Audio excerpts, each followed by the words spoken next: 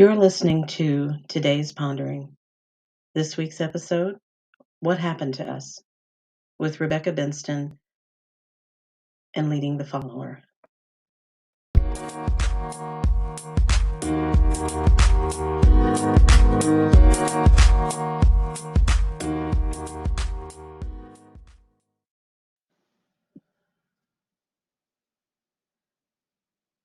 I was driving through town today and an old song came on the radio, and I found myself thinking back to simpler times.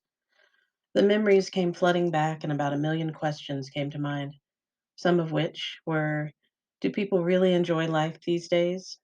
Do people fall in love anymore? Is everything a test? Where did our joy go? Will it ever return?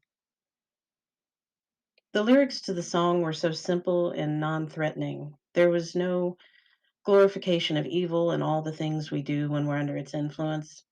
There was just warmth and happiness and a feeling of complete and utter joy. There was hope. Strangely, this was one of my favorite songs during a time in my life when I had lost much of the hope I'd had. I was heavily involved in drinking and other self destructive behaviors. I had been raped by a close friend, and my mind and heart were broken. The alcohol had been the substandard glue that I had tried to use to piece myself back together. The problem was that the pieces kept slipping and falling back to the ground, where they shattered even further. I didn't know what else to do, so I drowned my sorrows in alcohol and turned my attention to music and trying to at least look like I was enjoying myself. For those who have known me a while, they know that I am one of the most inhibited people in the world. I rarely relax, and I hardly allow myself to do anything that I enjoy fully.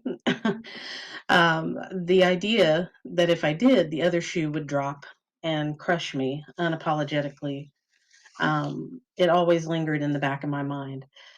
So, going through that painful period in my life forced me to step inside the mirror and live my life from the other side of my reflection. Strangely, the solace I found in singing mediocre karaoke while tossing back kamikazes was the best I could do at the time. My heart has since healed from the trauma of those days, and my mind is catching up. Being sober and fully awake leads to a level of consciousness that is sometimes unbearable. But even more frightening to me at this point is the idea that I would attempt to live through these days in the state of unawareness that I once lived in without fear. Or was it without fear? At the time, I would have considered myself fearless, but in reality, I would say that I showed the most cowardice I've ever shown every time I crawled into the bottle to block out the pain. We convince ourselves that we're having fun, but we're really so far from anything that resembles joy that the assertion is most definitely a lie. There's nothing fun or admirable about numbing oneself to everything that is going on around them and letting their demons surface to wreak havoc on family and friends. Telling Satan to use you for his purposes because you simply don't care to try anymore is about as cowardly as it gets. The songs that filled my head during those dark days were the only glimmer of hope that remained.